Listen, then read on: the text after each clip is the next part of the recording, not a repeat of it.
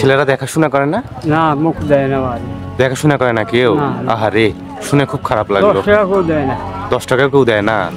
3 মাসে ওষুধ পড়ি এখন। ছেলে মেয়ে দেখাশোনা করে না? দেখাশোনা করে না? আহারে। গ্রামীণ জীবনে অনেক বাবা মা রয়েছে যাদের দেখাশোনার কেউ থাকে না, সন্তানরা ঠিকভাবে তাদেরকে দেখাশোনা করে না, এজন্য তারা মানসিকভাবে শারীরিকভাবে ভেঙে পড়ে। অনেক সময় দেখা যায় ভিক্ষা করে জীবিকা নির্বাহ করে। বন্ধুরা, আপনাদেরকে আমি শুভেচ্ছা জানাচ্ছি তৌসিফ আহমেদ। তো আজকে একটি গ্রামে চলে এসেছি। তো চলুন আজকে গ্রামটা ঘুরবো, দেখবো। আশা করি আমার সাথেই আপনারা থাকবেন। চাচা, আসসালামু আলাইকুম। ওয়ালাইকুম সালাম। কেমন আছেন? আছি ভালো। আপনার বাসা কোথায়? এখানে ওই সামনে। সামনে বাসা? ছেলে মেয়ে কয়জন আপনার? আমার জি, ছেলে 4টে, মেয়ে নেই। ছেলে কয়টা? 4টে। ছেলে 4টা, মেয়ে কয়টা? মেয়ে নেই। মেয়ে নাই। ছেলেরা দেখাশোনা করে না? না, মুখ দেয় না ভাই। দেখাশোনা করে না কেউ? আহারে, শুনে খুব খারাপ লাগলো। 10 টাকা কেউ দেয় না। 10 টাকা কেউ দেয় না? 3 মাসে ওষুধ পড়ি এখন। কেউ দেয় না। তো সকালে খাওয়া দাওয়া করেছেন চাচা? আছে এখন। খেয়েছেন এক মুঠ? দুপুরে খাওয়া দাওয়া করেননি? না, ভাত নেই। দুপুরে খাওয়া দাওয়া করেননি? আপনি কোথায় যাবেন? আমি দেখতে পাচ্ছি এই পাশে। 2-3 দিন থাকি, মাছ আবার ভাত খাওয়ার পাই না। আচ্ছা, এক ঘন্টা ঠিক করলে 100 টাকা দিতে হয়। দেমো 2 দিন থেকে করি। আচ্ছা। মাছ এনে যাবো।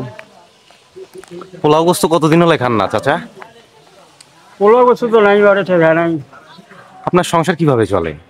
সংসারে দিয়ে আমার বউটা কাম কাজ করে একটু। চাচি একটু কাজ করে, এভাবেই চলে? ও হয়। আহারে, মানুষের কষ্ট দেখলে আসলে ভীষণ খারাপ লাগে। আমাকে ভাত খাওয়াবেন? হাঁটো, আমি মাছ এনে দেওয়ান। আমাকে রাতে ভাত খাওয়াবেন? হাঁটো। খাওয়াবেন? বন্ধুরা, এই দেখুন চাচার মনটা কত বড়, বিশাল বড় মন। দেখতে পাচ্ছেন আপনারা? দেখুন আমার বাদ হাঁটো, আমি আসি। না চাচা, খেতে বলেছেন, এতে খুশি হয়েছি। আরে, মানুষের কষ্ট দেখলে আসলেই ভীষণ খারাপ লাগে। আচ্ছা চাচা, ভালো থাকবেন। আচ্ছা, আসসালামু আলাইকুম। ওয়ালাইকুম সালাম। একজন বাবা তার ছেলেকে ছোট থেকে বড় করে তোলার জন্য নিজের সুখ, আরাম, এমনকি নিজের চাহিদাগুলো ত্যাগ করেন। কিন্তু কখনো কখনো সেই ছেলে বড় হয়ে নিজের নতুন পরিবার বা জীবনের চাপে পড়ে বা নিজের দায়িত্ব ভুলে বাবার প্রতি উদাসীন হয়ে পড়ে। বাবাটির চোখে গভীর হতাশার ছাপ, যেন দীর্ঘদিন ধরে তার ছেলে তার খোঁজ খবর নেয় না। শরীর মন অবহেলিত এবং সে মাছ খেতে পারছে না, যা তার শখ ছিল। 100 টাকা ধার করে বাজারে মাছ কিনতে যাওয়ার মধ্যে তার জীবনের ছোট্ট একটি আশা ও সংগ্রামের প্রতিফলন রয়েছে। তার এ পদক্ষেপ শুধু মাছ খাদ্য কেনার চেষ্টাই নয়, বরং সেই ক্ষুদ্র মুহূর্তে কিছুটা ভালোবাসা বা যত্নের খোঁজ। তার চোখে নিঃসঙ্গতা এবং অসহায়ত্বের একটি বেদনা ফুটে উঠেছে। চাচি, আসসালামু আলাইকুম। কেমন আছেন? এটা আপনার ঘর? এইটা ইট দিয়ে রেখেছেন?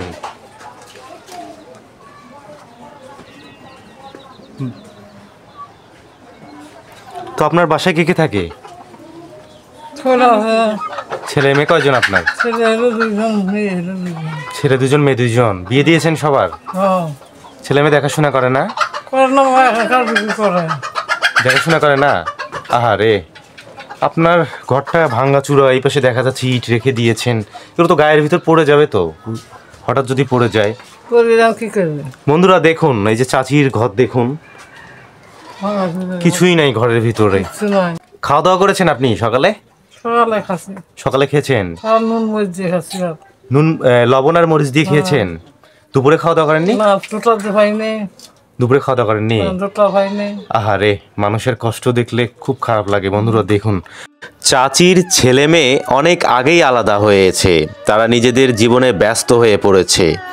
কোনো এক সময় চাচির প্রতি দায়িত্ব ভুলে গিয়েছে। চাচি একা ভাঙ্গা ঘরে বসবাস করছে। প্রতিদিন চাচির দিন শুরু হয় এক ধরনের যুদ্ধের সাথে। খাবার জোগাড় করতে গিয়ে একদিনও যদি সফল না হয়, তবে পুরো দিনটাই অনাহারে কাটে। তবুও চাচি আশা ছাড়ে না। সে জানে একদিন হয়তো তার জীবনে নতুন কিছু ভালো মুহূর্ত আসবে, কিন্তু সেই মুহূর্তের জন্য তাকে একা লড়াই করে যেতে হয়, ভাঙ্গা ঘরের মাঝে, অর্ধভরা পেটে। কি খবর বাবু? কি মাছ মেরে নিয়ে আসলে? আয়ের মাছ। কোথা থেকে মেরে নিয়ে আসলে? মায়ের কালবাউস। কোথা থেকে মেরে নিয়ে আসলে? বাহ, নদী নদী। নদী থেকে। এটা জাল তোমার না? হ্যাঁ। বাহ, মাছ কি করবা, বিক্রি করবা নাকি এগুলো? না, বাসায় নিয়ে গিয়ে খাবা? হ্যাঁ। ধানের জমির মাঝে দিয়ে মেঠো পথের সৌন্দর্য খুবই প্রশান্তিদায়ক। উঁচু নিচু মাঠে চারপাশে সোনালি ধান পাকা অবস্থায় ঝুলছে এবং মাঝে মাঝে সরু মেঠো পথ চলে গিয়েছে। এই পথটি যেমন গ্রামীণ জীবনের সরলতা এবং শান্তি তুলে ধরে, তেমনি ধান গাছের সোনালি রং, প্রাকৃতিক সবুজ এবং খোলা আকাশের নিচে এই দৃশ্য এক অপরূপ দৃশ্যপট সৃষ্টি করে।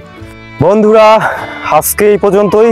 পরবর্তীতে নতুন কোনো গ্রাম বাংলা নিয়ে আপনাদের মাঝে হাজির হয়ে যাব। সবাই ভালো থাকবেন, সুস্থ থাকবেন। আসসালামু আলাইকুম।